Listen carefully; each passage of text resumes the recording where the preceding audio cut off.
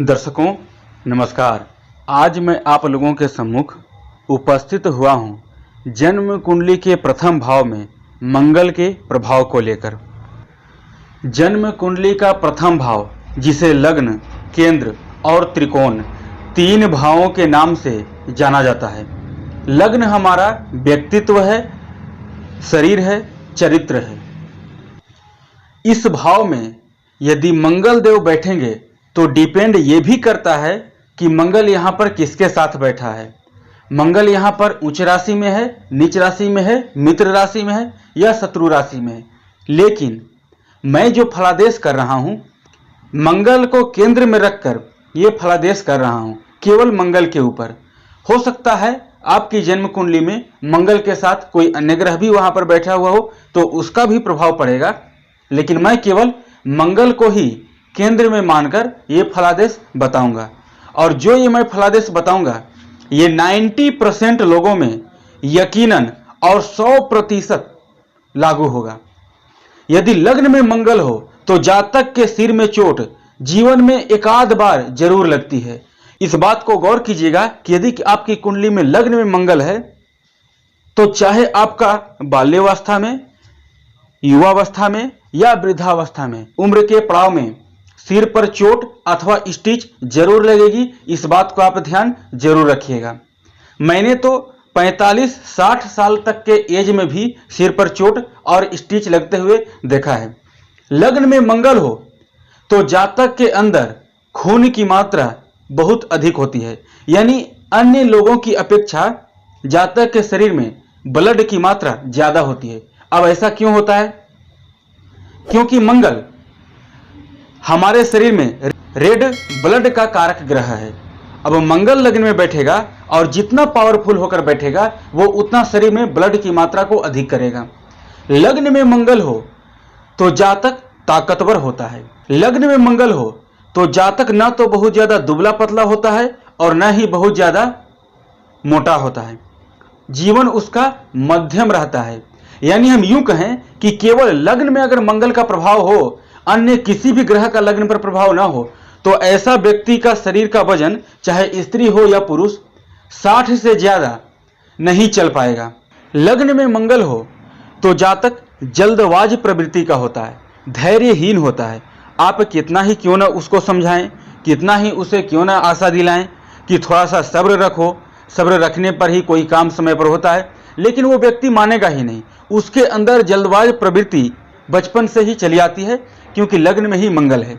लग्न में मंगल हो और विशेष यदि मेष राशि या वृश्चिक राशि का होकर मंगल लग्न में बैठा हुआ हो और सूर्य भी साथ में हो या सूर्य ना भी हो, तो केवल मंगल मेष या वृश्चिक का होकर लग्न में बैठा हो तो जातक का बाल घुंघरैला होता है। लग्न में मंगल हो तो जातक साहसी, निडर, पराक्रमी और कर्मवीर होता है। जातक अपने जीवन में भाग्य से ज्यादा कर्म को प्राथमिक देता है, और जैसे ही जातक भाग्य से ज्यादा कर्म को प्राथमिक देगा, वो कर्म करेगा, वो कर्मवीर होगा, वैसे ही उसका भाग्य ऑटोमेटिक साथ देना शुरू हो जाएगा। यदि लग्न में बैठा हुआ मंगल शुभ स्थिति में हो, यानी पाप प्रभाव में न हो, छोटे भाई बहन के सुखों से युक्त तथा उच्च कोटि का कूटनीतिज्ञ होता है। लग्न में मंगल हो तो जातक दृढ़ निश्चयी होता है। जो जातक निश्चय कर लेगा कि नहीं मुझे ये काम करना है, तो वो जातक हर हाल में किसी भी कीमत पर उस काम को पूरा बिना किए वो चैन से नहीं बैठ सकता। यहाँ तक कि जब तक वो अपने काम को, चाहे उसका कोई भी काम हो, या विद्यार्थी हो तो पढ़ाई के लिए, व्यापारी वर्ग हैं तो व्यापार के लिए, जॉब वाले हैं तो जॉब के लिए, किसी भी क्षेत्र में जो लोग काम करते हैं, जब तक अपने उस काम को जिसका संकल्प लेंगे उसे नहीं पूरा कर लेते, तब तक इन्हें रात्रि में भी चैन से नींद नहीं आती।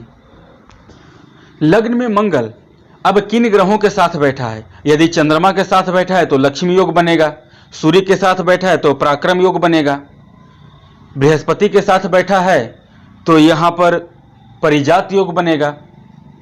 वैसे ही अन्य बाकी शुभ ग्रहों का प्रभाव यह श्रेष्ठ फल देगा। इसके जो भी मित्र ग्रह हैं, यदि ये यहाँ पर मित्र ग्रहों के साथ या मित्र ग्रहों की दृष्टि में रहेगा तो यकीनन अपनी महादशा या अंतर्दशा में शुभ फल करेगा। यदि लग्न में बैठा हुआ मंगल नीच का पापी ग्रहों से दृष्ट या युत होकर बैठेगा तो जातक झगड़ालू प्रवृत्ति का होता है, वो बात बात पर गुस्सा करता है।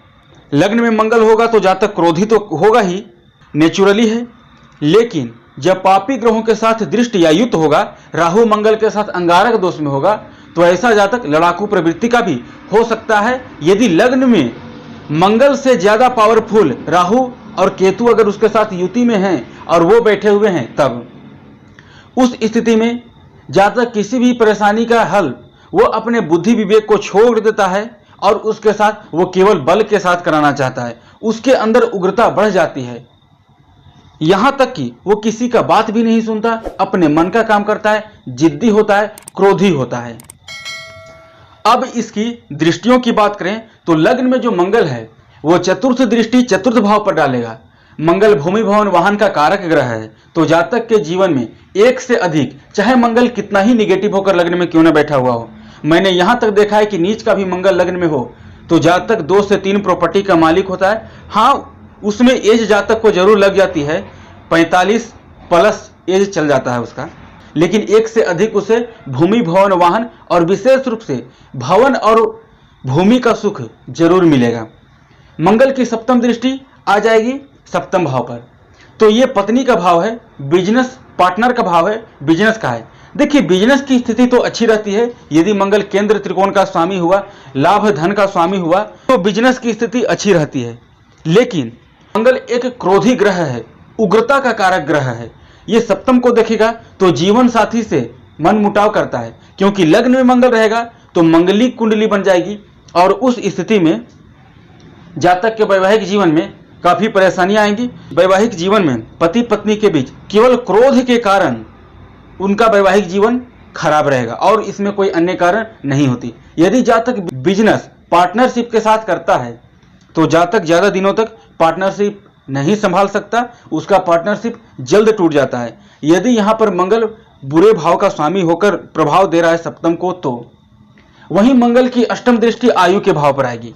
देखिए, यदि ये मित्र राशि को स्व राशि को दृष्टि देता है या उच्च राशि को दृष्टि देता है तब तो कोई ज्यादा चिंतित होने वाली बात नहीं है, लेकिन यदि मंगल केवल अष्टम को दृष्टि डालता है तब भी ज्यादा चिंतित होने की आवश्यकता नहीं है। ये अपनी महादशा या अंतर्दशा में अपने बलाबल के अनुसार मामूली सा फोड़े फुंसी या घाव जैसी समस्या, रक्त से संबंधित समस्या दे देता है। लेकिन वहीं अगर अष्टम में शनि या केतु जैसा ग्रह बैठ जाए और तब मंगल अष्टम दृष्टि से देखे तो ये चोट चपेट, एक्सीडेंट, पाइल्स, एक्सीडेंट में रक्तपात की संभावनाओं को ये ज्यादा हद तक बढ़ा देता है।